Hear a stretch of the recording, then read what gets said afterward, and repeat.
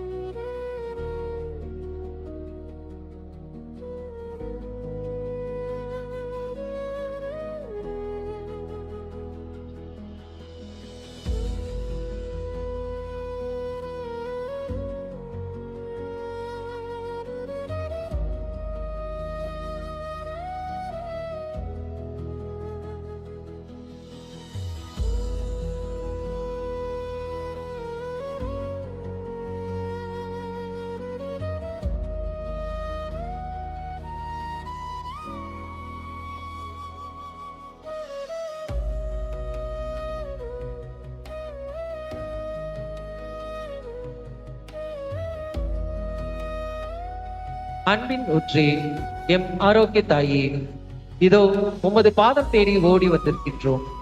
உமது கருணை கடலில் சரணடைய துடிக்கும் உமது அன்பு பிள்ளைகள் நாங்கள் அனைவரும் இப்போது ஒருமனப்பட்டு உமது திருத்தலத்தில் கூடி நிற்கின்றோம்.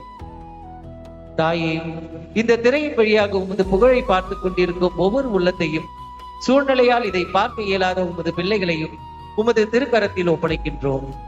உலகின் மூலை முடுக்கில் எத்தனையோ பாரங்களோடு துடித்துக் கொண்டிருக்கும் ஒவ்வொரு ஆன்மாவையும் உமது பாதத்தில் ஒரு மலராக சமர்ப்பிக்கின்றோம். அம்மா, எங்களின் குறைகளையும் பலவீனங்களையும் பார்க்காதே, எங்களின் சிறு நம்பிக்கையையும் உம்மை தேடி தவிக்கும் இந்த தாகத்தையும் மட்டும் பாரும். எம் கவலைகளை உமது புன்னகையால் துடைத்து உமது பேரன்பினால் எங்களை ஆசீர்வதியும் தாயே. உடல் நலம் குன்றி மருத்துவமனைகளிலும் வீடுகளிலும் வேதனையோடு போராடி கொண்டிருக்கும் உமது பிள்ளைகளை தேற்றுவீராக. எத்தனையோ மருந்துகள் தோற்ற இடத்தில் உமது ஒரு பார்வை மருந்தாக அமையட்டும். தீராத நோய்களால் வாடுவோருக்கு உமது திருக்கரங்களால் சுகமளிப்பீராக. பொருளாதார சூழலால் நசுங்கி போய் அன்றாட உணவிற்கும் உறைவிடத்திற்கும் வழியின்றி தவிக்கும் ஏழை குடும்பங்களை கண்ணோக்கி பாரும். வறுமை என்னும் இருள் நீக்கி ஒவ்வொரு வீட்டிலும் மங்கள ஒளி வீசச் செய்யும். கடலில் மூழ்கி நிம்மதி இழந்து அவமானங்களுக்கு அஞ்சி தவிக்கும் உமது பிள்ளைகளுக்கு ஒரு நல்ல வழியை காட்டும். முடங்கி போன வாழ்வாதாரங்கள் மீண்டும் உயிர் பெறட்டும். தொழில் மற்றும் வேலை வாய்ப்பின்றி தவிக்கும் இளைஞர்களுக்கு ஒரு கதவை திறந்துவிடும் தாய். பாவச் சுமைகளால் மனபாரத்தோடு இருப்பவர்களுக்கு உமது மன்னிப்பையும் ஆறுதலையும் தாரும். குடும்பங்களில் ஒற்றுமையையும் பிரிந்திருக்கும் உள்ளங்களிடையே அன்பையும் விதைப்பீராக. ஆரோக்கிய தாயே, நாங்கள் வேண்டுவது ஒன்றே, நோயற்ற வாழ்வும் குறைவற்ற நம்பிக்கையும் மட்டுமே. துன்பம் என்னும் புயலில் தத்தளிக்கும் எங்களை மாலுமிகளை காத்த கரங்களால் கரை சேர்ப்பீராக. ஆரோக்கிய அன்னையே, எங்களுக்காக வேண்டிக் கொள்ளும். ஆமென்.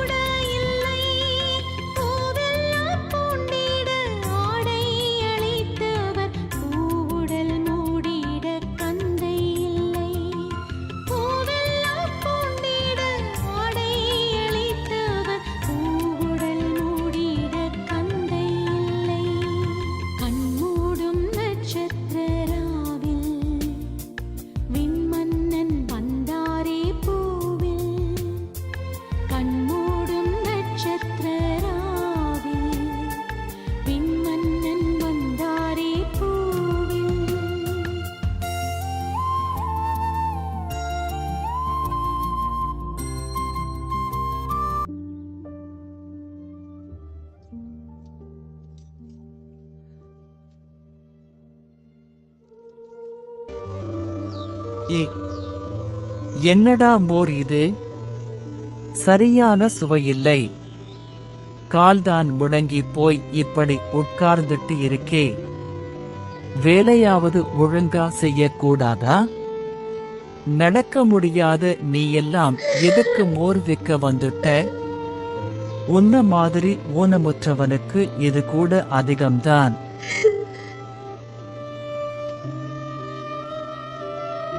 அம்மா, நான் எதற்கும் உதவாதவனா? பின்பு எதற்காக என்னை படைத்தாய் அம்மா? மகனே, ஏன் அழுகிறாய்? உலகம் உன்னை ஊனம் என்று சொல்லலாம். ஆனால் நீ என் அன்பிற்குரிய பிள்ளை. உன் கைகளால் எனக்கு ஒரு குவளை மோர் தருவாயா?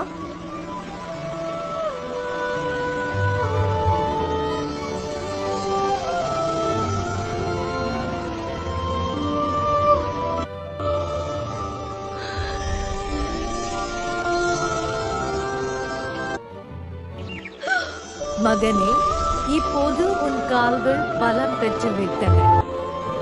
நீ எழுந்து ஓடு. நேராக நாகப்பட்டினம் நகருக்குச் செல். அங்கே ஒரு பக்தியுள்ள செல்வந்தர் இருக்கிறார். அவரிடம் சென்று நான் உனக்கு காட்சி கொடுத்த செய்தியைச் சொல்.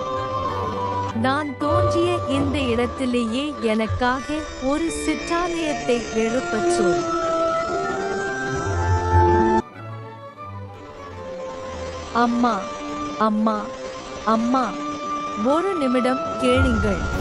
வேளாங்கண்ணியில் அன்னை மரியா எனக்கு காட்சி கொடுத்தார்கள். இதோ பாருங்கள். நடக்க முடியாமல் இருந்த எனக்கு அவர் நலம் தந்துவிட்டார். அந்த தாய்தான் தோன்றிய இடத்தில் ஒரு கோயில் கட்டச் சொன்னார்கள்.